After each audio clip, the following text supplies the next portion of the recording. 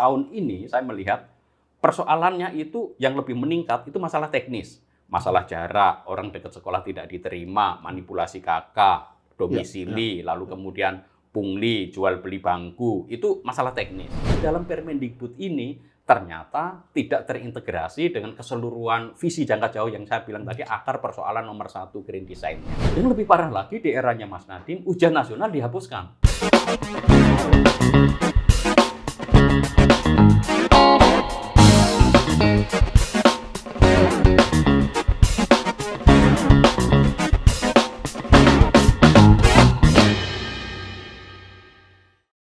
Halo Sobat Bisnis, kita berjumpa lagi di Broadcast Bisnis Indonesia. Dan di episode kali ini kita akan sedikit berbincang mengenai pemberitaan yang baru-baru ini cukup ibaratnya apa ya, cukup ramai dan juga menjadi perhatian publik karena berkaitan dengan penerimaan siswa baru. Atau mungkin Sobat Bisnis juga yang sudah punya anak, yang menyekolahkan anaknya juga. Minggu-minggu kemarin mungkin lumayan sibuk ya dengan PPDB anaknya, terus juga sibuk dengan proses bagaimana anak Sobat Bisnis bisa masuk ke sekolah dan mulai bersekolah di hari pertama sekolah, hingga minggu ini sudah mulai aktif sekolah lagi seperti biasa dan kegiatan pembelajaran. Mungkin sudah ada beberapa sekolah yang sudah aktif kembali kegiatan pembelajarannya, sudah MPLS-nya sudah berlangsung gitu ya. Nah, tapi di balik itu semua, proses PPDB ini sedikit menuai kontroversi baik untuk sekolah negeri maupun sekolah swasta. Karena kemarin sistem zonasi ternyata menimbulkan banyak, ibaratnya banyak apa ya, permasalahan mungkin ya. Kalau di pemberitaan kita lihat, ada yang protes karena jarak sekolah dan jarak rumah itu tidak jauh tapi dipermasalahkan sehingga muridnya tidak bisa masuk ke sekolah itu. Ada juga mengenai kuota jumlah murid yang ternyata ada yang melebihi kapasitas, ada yang ternyata mengakali kapasitas. Nah, kita akan berbincang lebih jauh lagi dan lebih lengkapnya mengenai PPDB ini dengan Bapak Doni Kusuma. Beliau adalah pemerhati pendidikan sekaligus Ketua Dewan Pengarah Aliansi Penyelenggara Pendidikan Indonesia atau APBI. Halo Pak Doni, apa kabar Pak? Baik Mas Kanang. Pak Doni, kita tahu sistem zonasi ini sebenarnya sudah diberlakukan sejak 2017 lalu Pak. Ya, betul.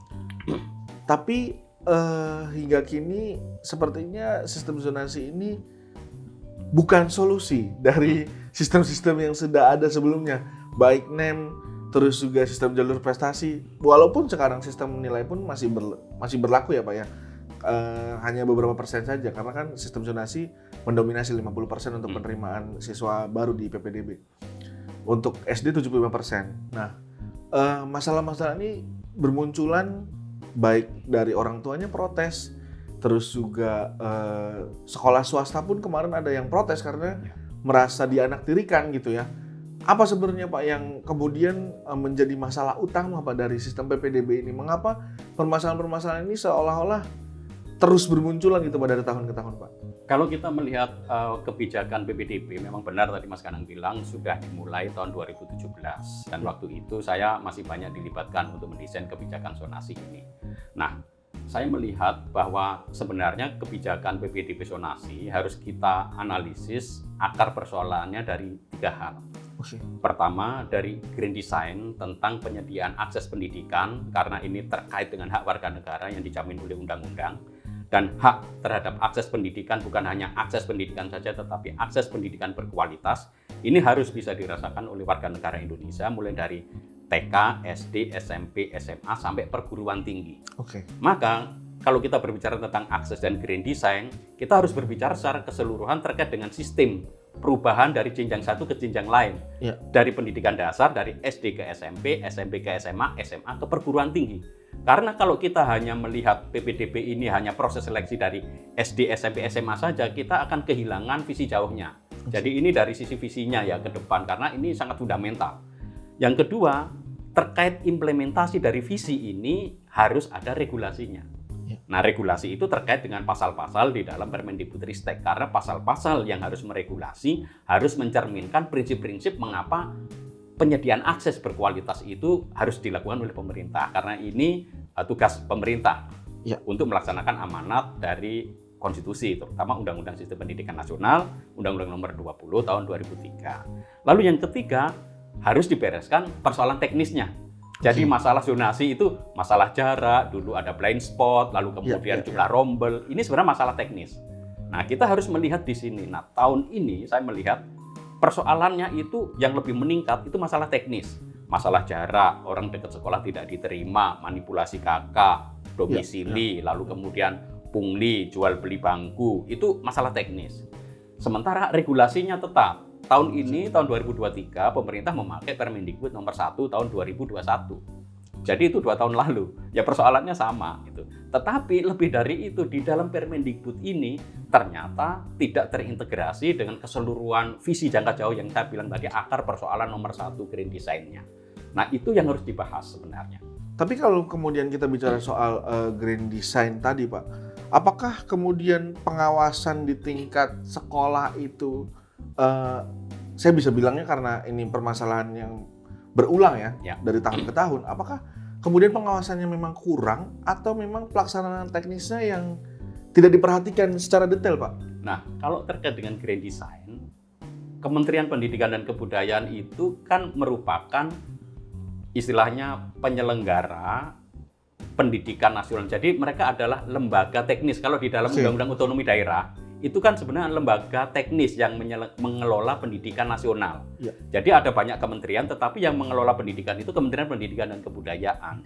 Nah, di dalam proses seperti ini, maka kalau kita berbicara tentang green design-nya, kementerian ini tidak bisa bekerja sendiri. Ya, karena betul. Apa? Di dalam otonomi daerah sekarang itu kan pendidikan itu bukan urusan pusat, betul. Tetapi urusan konkuren. Jadi artinya masing-masing daerah, tetapi mereka tidak boleh menyalahi prinsip apa yang sudah ditetapkan di dalam kebijakan Kementerian Pendidikan dan Kebudayaan. Itu jelas. Nah, yang jadi masalah adalah kenapa visi yang tadi saya bilang yang paling fundamental itu tentang akses dan kualitas itu harus dibahas lintas kementerian, karena Kemendikbudristek sendiri tidak memiliki banyak kewenangan.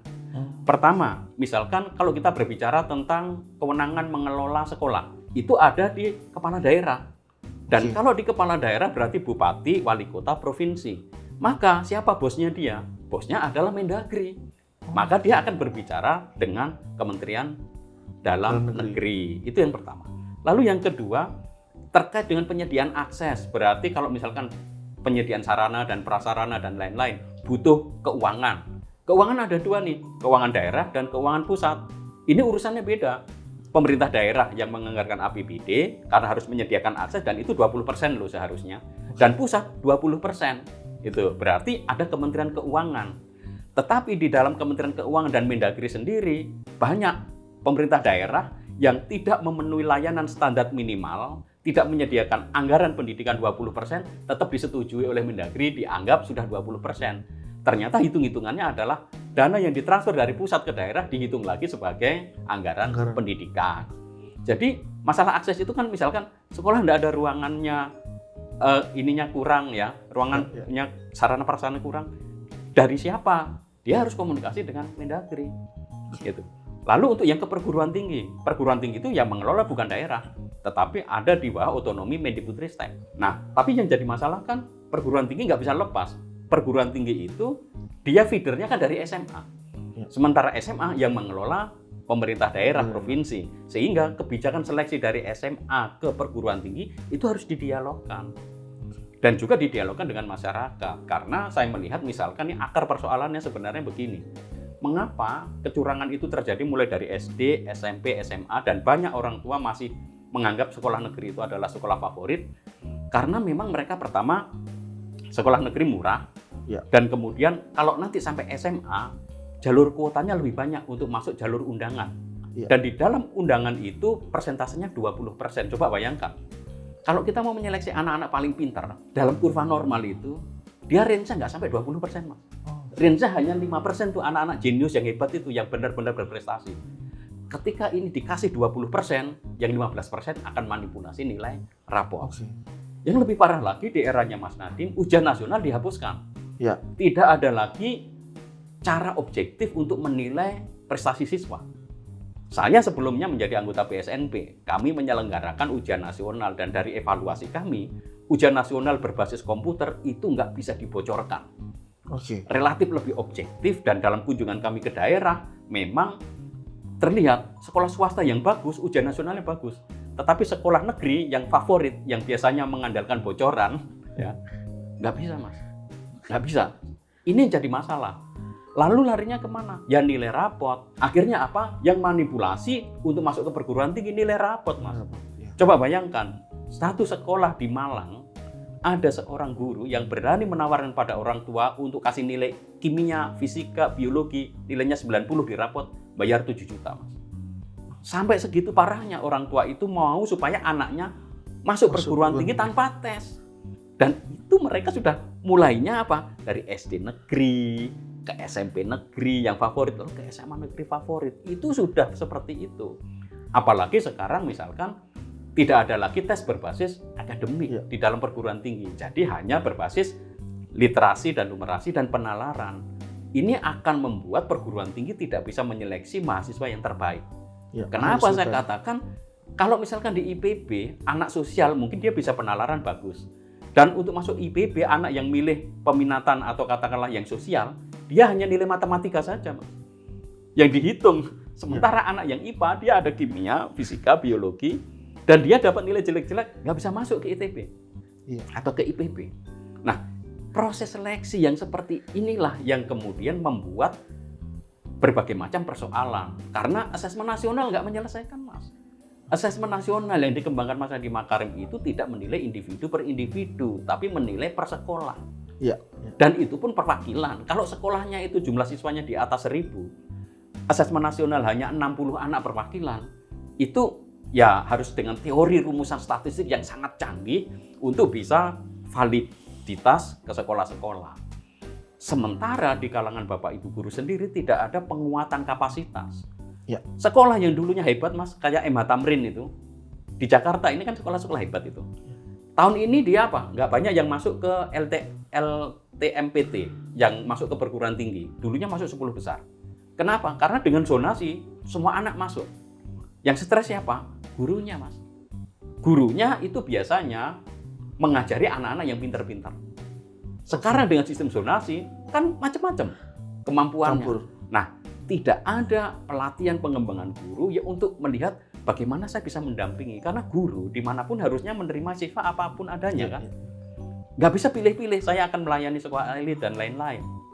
Lalu yang terakhir, yang menjadi concern awal dulu itu adalah di sekolah-sekolah negeri itu ada elitisme.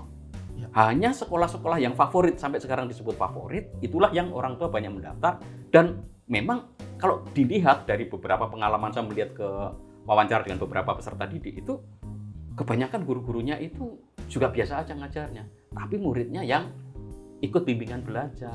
Sementara mereka hanya mengandalkan sekolah negeri saya, kuotanya bisa 50-75% jalur undangan. Nah, itu yang dikejar. Nah, maka ya akan carut-marut seperti sekarang ini, Mas, persoalan itu. Kita masuk ke bicara permasalahannya, Pak. Karena kan tadi dari mulai SD, SMP, SMA, kayak yang tadi Bapak bilang, ketika masuk SD negeri, SMP negeri, SMA negeri, kecurangan-kecurangan itu kan berulang, Pak. Nah, lantas apa sih sebenarnya yang celah seperti apa sih, Pak, yang akhirnya membuat kecurangan-kecurangan itu bisa terjadi dan berulang lagi, mulai dari tadi manipulasi data KK, terus juga manipulasi rapot. Kenapa itu apakah pemerintah bisa dibilang kurang tegas untuk artinya kurang tegas dalam arti memberikan sanksi kepada sekolah-sekolah yang memanipulasi dan bermain curang seperti itu? Apakah harus ada aturan yang lebih tegas lagi? Apakah harus pemerintah turun tangan langsung untuk melihat sekolah-sekolah itu seperti apa nih curangnya, kayak gimana nih, supaya begitu curang langsung ada sanksi, begitu curang ada sanksi, kayak gitu, Pak? Ini kita berbicara yang lebih teknis ya, artinya berbagai macam kecurangan. Nah, kalau kita berbicara yang lebih teknis, kita harus melihat kasus per kasus, Mas. Karena solusinya berbeda-beda. Nah, misalkan nih, kita berbicara tentang manipulasi KK, domisili dan KK. Nah, domisili dan KK itu akarnya juga ada di regulasi, di peraturannya. Karena di peraturannya hanya diperbolehkan berdomisili dan masuk di dalam KK itu minimal 1 tahun, Mas. Dan tidak dijelaskan itu keluarga inti, keluarga dekat atau apa, sehingga di satu daerah itu ada wartawan kirim kepada saya, Pak ini Pak, 1 KK isinya 10 anak dan tulisannya family lain. Ini kan berarti sudah ada usaha sistematis orang yang punya KK itu untuk menampung. Ya kita tidak tahu ya, bisa jadi dibisniskan ya kan, mentang-mentang rumahnya dekat, ayo kamu berani bayar berapa misalkan seperti itu, tapi itu kemungkinan ya. Tetapi akarnya adalah di regulasinya hanya domisili KK minimal 1 tahun, sehingga banyak orang tua itu sudah lihat sekolahnya lalu hubungi tetangga-tetangga di situ. Nah, seharusnya regulasinya yang diubah, diperketat atau diperdetil lagi. Artinya gitu gini, KK domisili hanya berlaku bagi keluarga inti. Udah, gitu loh. Kalau itu ditegasin, yang lain-lain itu nggak bisa. Ini kaitannya apa? Anak langsung atau tidak? Nah, nggak bisa gitu. Nah, ini masalah teknis itu dari regulasi. Lalu yang kedua, karena terkait regulasi, maka harus ada supervisi dan pengawasan. Karena ini adalah pelanggaran administrasi kependudukan. Dan ini berarti kriminalitas kan, kejahatan. Nah, maka siapa yang harus mengawasin? Yang mengawasin harusnya adalah pemerintah daerah. Ya. Kemudian, selain pemerintah daerah juga harus ada laporan dari masyarakat. Karena kalau dari masyarakat baru ada data-data, sementara dari pihak sekolah, dari pihak kementerian dia nggak akan bisa kemudian supervisi karena nggak sanggup. Itu. Termasuk misalkan waktu itu ada manipulasi data keluarga miskin. Ya. Jadi kartu prasejahtera keluarga miskin itu kan mereka masuknya di afirmasi. Nah jalur afirmasi itu kan 20%, menurut saya itu sudah oke, nggak masalah. Diperbanyak akan lebih bagus, tetapi minimal 20% itu bagus. Nah, jalur afirmasi ini data-datanya tidak di Dapodi, tetapi datanya di Kemensos. Jadi kemana-mana ya? Kemana-mana. Karena itu bisa terjadi manipulasi data-data. Nah, kalau misalkan ada anak tertentu mendapat kartu prasejahtera, ternyata begitu dicek orang tua ada yang lapor, itu kan anak orang kaya, kenapa dia bisa masuk lewat jalur afirmasi? Nah, itu berarti kan pendataan di Kemensosnya. Nah, selama ini pendataan itu agak acak-adut juga di lapangan. Karena kalau minta tolong kepada RT, RW-nya, RT, RW masukinnya keluarga-keluarganya sendiri dulu, KKN-nya atau orang-orang itu. Nah, ini harus didisiplinkan. Siapa yang mendisiplinkan? Kepala sekolah, kepala daerah? Ya nggak bisa. Karena kan urusannya di dalam negeri, Mendagri, Dukcapil, lalu kepolisian. Jadi, masalah manipulasi dan pelanggaran ini harus diselesaikan secara hukum. Ironisnya sekarang ini nggak banyak yang kemudian dihukum. Nah baru di Jawa Barat tahun ini saja Kang Emil membatalkan kan 4.700 berapa siswa yang memanipulasi data itu di-cancel penerimaannya di sekolah negeri. Dan memang itu aturannya. Jadi aturannya kalau di Permendikbud nomor 1 tahun 2021 itu kalau dia melakukan kecurangan, pelanggaran maka itu akan dibatalkan. Hanya itu saja. Tetapi yang kriminalitas kemudian yang seperti itu tidak banyak. Artinya kewenangannya hanya sebatas pada kepala daerah saja untuk ngatur ketika anak-anak itu ketahuan curang baru bisa dibatalkan ya kepala daerah. Ya dia hanya membatalkan saja. Tapi itu kan butuh usaha keras, harus ada tim yang memverifikasi apakah benar atau itu. Dan itu hanya bisa efektif kalau ada pengaduan dari masyarakat. Maka sistem zonasi berbasis online itu harusnya dibuka online terus. Sehingga orang akan ngecek semuanya. Nah, beberapa modus adalah waktu pendaftaran masuk. Tapi menjelang akhir finish tiba-tiba ditutup, nggak bisa diakses dan tiba-tiba ada mahasiswa anak-anak siluman. Jadi yang dia sudah hilang di daftar, dulunya dia nomor 100, tiba-tiba hilang. Nanti tahun ajaran baru masuk di daftar sekolah. Itu ada model-model seperti itu. Nah, ini kan masalah teknis. Jadi itu yang memang harus dibereskan sesuai dengan persoalannya. Kemudian masalah zonasi, itu kan teknis ya. Nah, zonasi itu yang menjadi masalah adalah daerah perbatasan. Jadi ada SMA itu kan antar provinsi. Nah, kalau pemerintahnya egois, anak yang di perbatasan ini dia harus ke SMA 75 kilo di satu provinsi. Sementara dia ke lintas provinsi dekat. Tapi nggak bisa. Karena lintas provinsi. Sebenarnya bukannya nggak bisa. Di dalam Permendikbud itu jelas kalau ada di daerah perbatasan, gubernur harus saling berbicara satu sama lain untuk membuka akses di sini sehingga anak sini pindah ke situ tidak apa-apa. Tapi itu tidak dilakukan karena apa? Ngapain saya nerima anak dari itu? Wong sekolah SMA anggarannya juga kalau ada dana BOS, dana operasional semua dari anggaran daerahku. Nah, pola pikirnya kan anggaran daerah sangat sempit. Otonomi daerah itu mengkotak-kotakkan keindonesiaan. Maka undang-undang otonomi daerah itu harus dievaluasi di sini. Karena mobilitas itu harusnya diperbolehkan, nggak masalah. Itu. Jadi kalau masalah teknis kita harus lihat akarnya beda-beda. Oke, artinya penyelesaian setiap masalah itu berujung pada regulasinya ya Pak ya. Dan Betul. harus ada yang turun langsung untuk meyakinkan bahwa regulasi ini berjalan sesuai aturan yang sudah ada gitu. Betul, itu. Nah, lalu juga harus diperhatikan sebenarnya zonasi ini hanya langkah pertama Mas untuk membuka akses. Karena selama ini sekolah-sekolah bagus aksesnya hanya diakses oleh orang-orang yang kelas menengah ke atas dan anak-anak berprestasi. Maka ini kan sekarang sudah mulai bagus. Jadi sebenarnya zonasi itu membuat suasana itu lebih bineka dari sisi keagamaan, dari sisi suku, dari sisi kemampuan siswa. Dan itu sekolah negeri harusnya seperti itu menurut saya. Maka saya sangat mengatakan bahwa zonasi ini sudah baik dan tetap perlu dipertahankan. Hanya tadi yang masalah visi jauh itu harus dicek Mas. Karena kalau kita sampai SMA nggak punya sistem semacam untuk menguji kemampuan anak-anak itu sebagai ujian negara, lalu kita nggak bisa menentukan kualitas sekolah. Sementara masuk perguruan tinggi, mereka hanya tes masuk. Sedangkan tes masuknya ada 3 jalur. Jalur undangan, jalur tulis, dan jalur mandiri. Yang mandiri sudah acak adut, udah berapa rektor ditangkap KPK?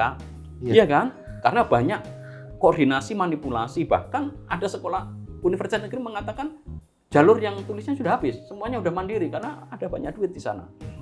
Lalu jalur tulisnya sama Mas Nadiem dibatasi hanya 40%. Seharusnya jalur tulis itu 80%. Jalur undangan 5% saja, lalu yang 15% itu ya maksimal untuk jalur mandiri. Itu selama ini nggak diubah dan selama tidak ada asesmen yang objektif di sekolah tingkat SMA, kualitas sekolah kita tidak akan jalan. Waktu itu saya mengusulkan, kan memang ujian nasional itu salah tujuan, salah prakteknya. Tetapi sebagai sebuah kebijakan menilai hasil belajar memang diperlukan. Saya ambil contoh nih, seperti di Boston ya, waktu saya kuliah di sana itu, State Massachusetts itu mereka memiliki ujian di federalnya sendiri, di state-nya. Karena apa? Mereka melihat bahwa jadi terkait dengan visi yang jauh tadi, tes masuk ke perguruan tingginya yang harus diperbaiki. Jadi jalur undangannya 5%, kemudian jalur tulisnya itu harus diperbanyak 80%. Sehingga semakin banyak anak bersaing untuk menentukan kualitas. Lalu 15% mandiri. Lalu untuk SMA, kita kan nggak ada ujian nasional, yang ada hanya asesmen nasional. Dan asesmen nasional ini tidak mampu untuk menilai kualitas individu per individu. Bahkan sistem rapotnya sekarang pun orang tua pada bingung. Sebenarnya anak saya itu matematika berapa sih itu? Karena ya ini kekeliruan K13 ya. K13 itu ada namanya kriteria ketuntasan minimal KKM. Maka itu diterjemahkan sebagai nilai minimal di dalam rapot. Kalau KKM-nya 8, berarti anak yang nilainya 81 itu B, Mas. Padahal di banyak tempat 8 ke atas itu sudah A. Iya. Standarnya beda-beda. Standarnya beda-beda. Jadi tergantung KKM-nya. Kalau KKM-nya 85, maka anak yang 86 itu B dia. Nah, ini kan aneh, sehingga banyak orang tua protes. Nah, ini harusnya dihilangkan. Tetapi di kurikulum Merdeka ini juga tidak jelas bagaimana mengatasi ini. Harusnya nih, angka 50 sampai 100 ya range-nya di Jakarta maupun di Papua sama. Iya. Itu. Nah, itu ada persoalan. Lalu menjadi persoalan lagi adalah kita tidak memiliki ujian yang ngecek kualitas anak-anak Indonesia individu per individu. Sebut saja misalkan ujian negara. Saya ambil contoh seperti di State Massachusetts ya. Di Massachusetts itu mereka prihatinnya begini. Kok di MIT, di tempat Silicon Valley mereka kan banyak teknologi digital di sana. Ternyata yang diterima lulusan SMA-nya itu anak dari Korea, Jepang, India, dan Singapura. Anak Amerikanya sendiri nggak banyak lolos. Kenapa? Karena mereka nggak ada standar. Maka di State Massachusetts mereka bikin namanya MCAS. MCAS itu untuk ngecek Math, Sains, dan Bahasa aja. Hanya 3, Mas. Math, Sains, dan Bahasa. Karena ini semacam ujian negara. Kalau anak tidak lolos di tingkat SMA-nya seperti ini, ya dia dianggap nggak lulus. Karena tidak memenuhi kriteria minimal state di Amerika. Nah, kita nggak punya. Ujian nasional tidak ada, asesmen nasional tidak ada, lalu kemudian seleksi masuk perguruan tinggi ada potensi besar 20% untuk jalur undangan, dan itu diberikan porsi besarnya karena terakreditasi A sekolah negeri itu 50% sampai 75%. Dan itu kan nggak adil juga ya. Saya beberapa kali bilang, masa daftar perguruan tinggi yang dinilai institusinya, kan nggak logis. Yang diadu kan individu per individu. Emangnya di sekolah yang akreditasinya B nggak ada anak yang pintar? Emang sekolah yang akreditasinya A otomatis anaknya pintar-pintar? Kan tidak. Nah, ini kekeliruan berpikir yang terjadi di kebijakan. Maka harusnya itu tadi, undangan itu 5%. Jalur tulis itu 80%, jalur mandiri 15%. Itu akan bagus, dan kalau bisa nih di tingkat SMA, jadi anak Indonesia selama 12 tahun sekolah harus ada satu uji untuk ngecek kualitas individu per individu apakah dia sudah perform sebagai anak Indonesia sesuai dengan istilahnya kriteria negara. Dan itu bisa hanya matematika, sains, dan bahasa.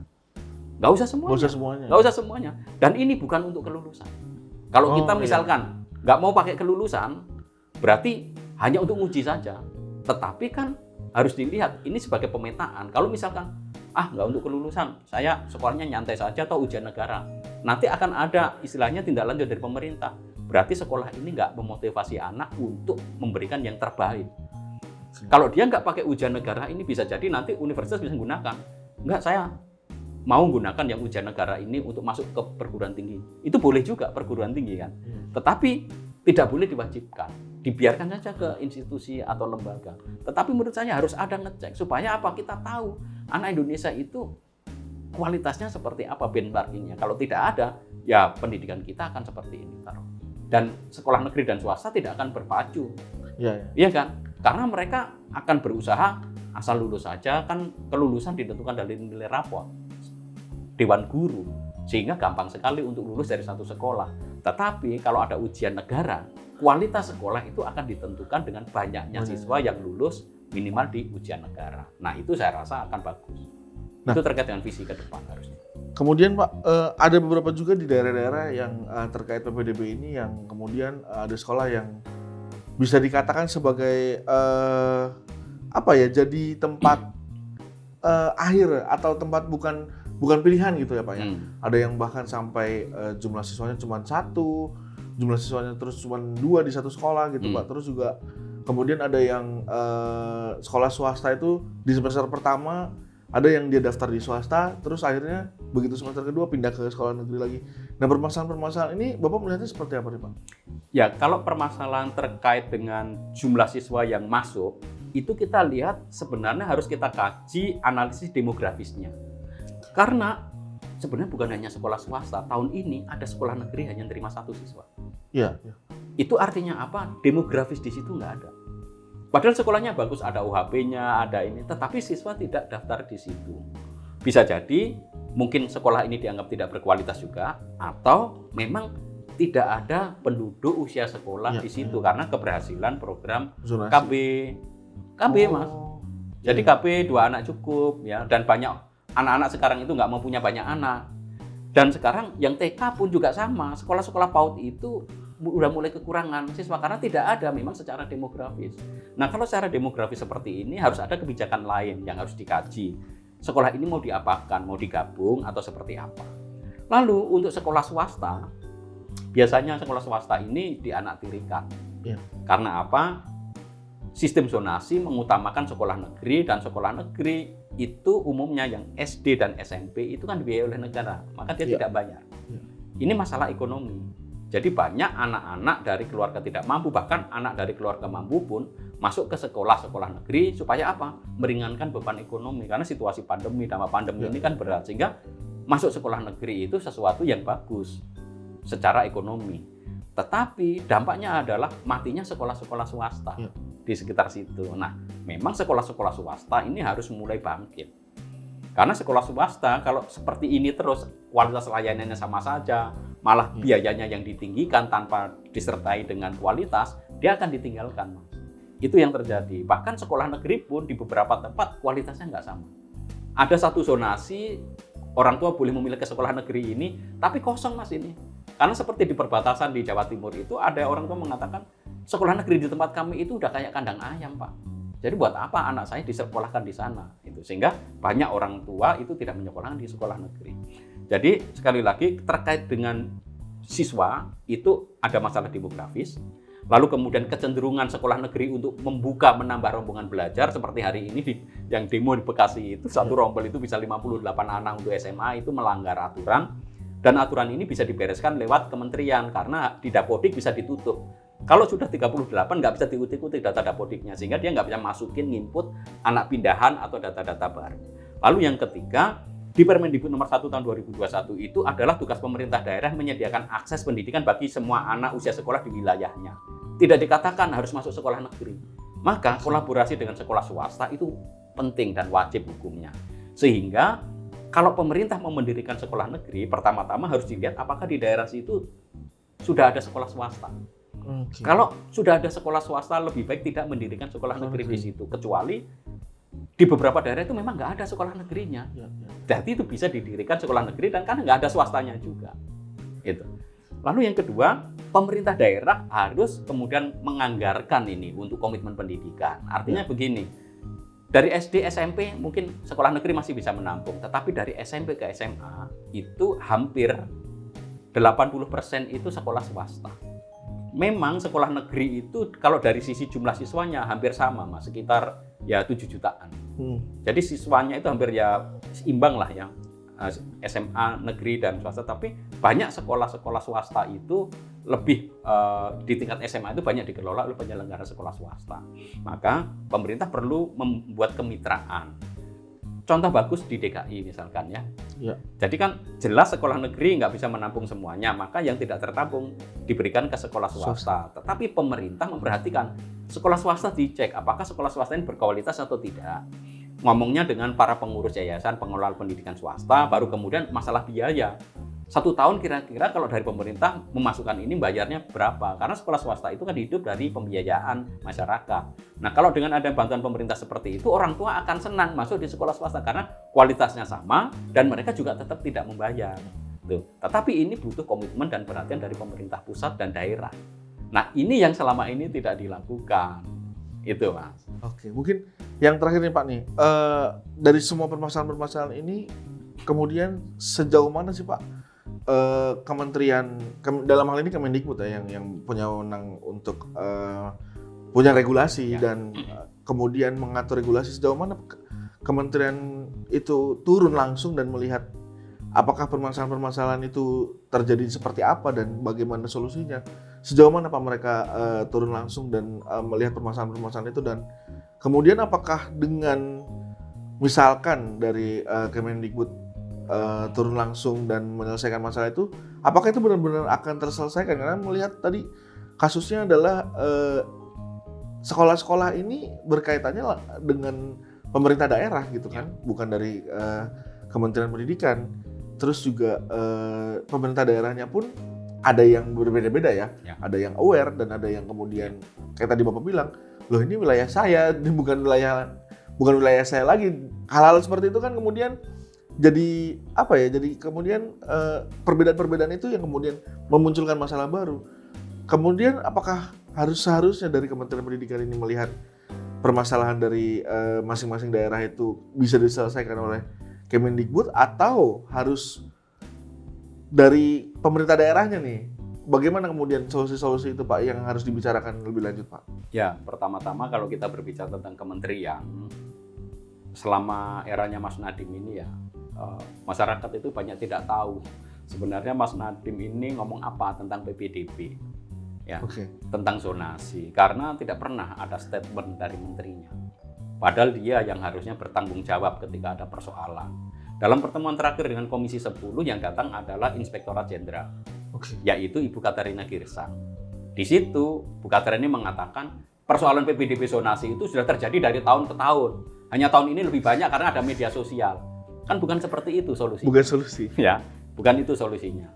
Nah, kementerian itu sebagai penyelenggara pendidikan nasional, ya, lembaga teknis yang mengelola bidang pendidikan seharusnya berkomunikasi dan mengadakan konsultasi dengan daerah-daerah. Karena ada daerah bikin ujian daerah sendiri, Mas. Iya. Dan itu kan nggak boleh. Di Undang-Undang Sistem Pendidikan Nasional kita pasal 58 itu nggak boleh, nggak ada kewenangan pemerintah daerah itu menguji hasil belajar peserta didik. Nggak ada, tetapi ada dengan cara USDA, sebutnya ujian sekolah daerah, dia memakai itu untuk prestasi. Itu kan nggak boleh. Nah, yang seperti ini nggak bisa didiamkan. Maka kementerian harus banyaklah turun ngomong komunikasi. Yang berwibawa itu kan menterinya seharusnya. Ya. Maka menterinya sendiri yang harus turun langsung ke lapangan gitu. Di kurikulum Merdeka itu yang pendampingan asimetrisnya ada. Jadi mereka punya kebijakan pendampingan asimetris di pemerintah daerah. Tetapi pendampingan asimetris ini tampaknya hanya terkait dengan kurikulum, pengelolaan guru, dan itu pun juga nggak beres-beres.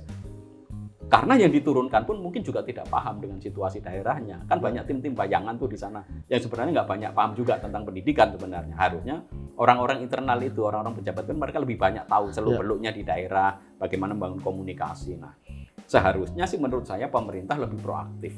Meskipun SD, SMP di kabupaten kota, SMA di provinsi, tetapi sebagai lembaga yang menyelenggarakan pendidikan di level lembaga teknis di tingkat nasional, dia harus memastikan peraturan yang dibuat itu diterapkan oleh Pemda.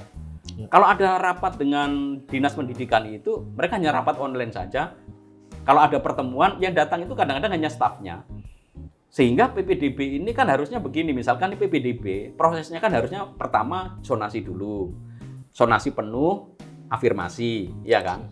Afirmasi itu kan 15%. Kalau afirmasi tidak terpenuhi, maka kemudian baru masuk ke yang perpindahan. Baru setelah perpindahan, prestasi. Kalau masih ada ruang, prestasi itu yang terakhir. Tetapi beberapa daerah, dia bikin aturan tuh. Zonasi, jarak di persentase. Jarak ini poinnya berapa, nanti prestasinya di poin lagi. Kriteria orang tuanya keluarga miskin atau tidak di persentase, akhirnya anak yang dekat sekolah nggak diterima. Ya, itu udah kekeliruan. Nah, siapa yang mendampingi pemerintah daerah supaya nggak ngawur dengan Permendikbud yang sebenarnya secara prinsip sudah benar dari sisi alurnya ya, jalurnya. Hanya saya masih keberatan dengan kuotanya yang terlalu kecil. Harusnya kuota zonasi diperbesar. Itu dikembalikan seperti awal itu. Saya agak berbeda dengan Kang Dede yang mengatakan itu harus lebih dikecilin lah zonasinya, bukan itu, karena konsepnya keliru kalau seperti itu Mas. Jadi pemerintah daerah harus dilibatkan supaya mereka paham dan harus dilatih juga oleh kementerian. Misalkan bagaimana merancang, kan tahun depan itu anak lulusan SMP berapa, kuota yang tersedia di negeri berapa, kan limpahnya kan sudah ada Mas. Bisa dihitung. Lalu mereka yang nggak ditampung sekolah negeri mau diapakan? Kan ini bisa dianggarkan. Maka harus rapat DPRD, dianggarkan untuk persiswa kalau ke sekolah swasta berapa rupiahnya per tahun, dan mulai proses komunikasi dengan penyelenggara pendidikan swasta. Nah, dengan cara itu masyarakat itu akan hidup, sekolah swasta akan hidup, dan partisipasi ini bermakna. Itu kalau tidak ada ini, ya kalau menterinya diam saja seperti sekarang ini, bahasnya kurikulum Merdeka terus saja. Ya lama-lama orang bosan juga. Karena persoalan di Indonesia ini bukan hanya kurikulum Merdeka atau Merdeka Belajar saja. Gitu Mas.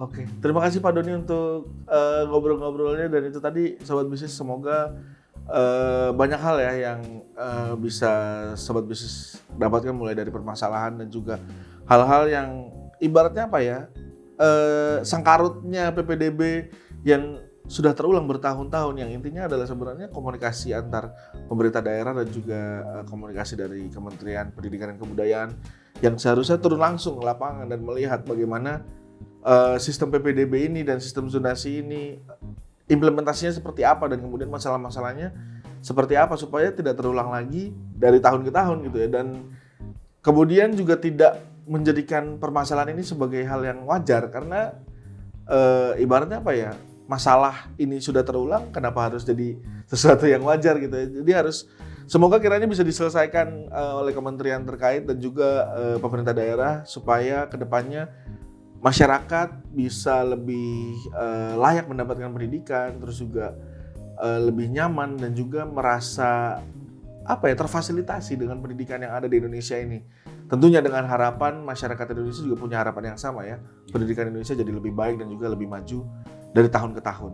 Terima kasih banyak Pak Doni untuk ngobrol-ngobrolnya. Terima kasih Mas Danang, sama-sama. Terima kasih juga Sobat Bisnis yang sudah menyaksikan episode ini. Sampai jumpa di episode berikutnya.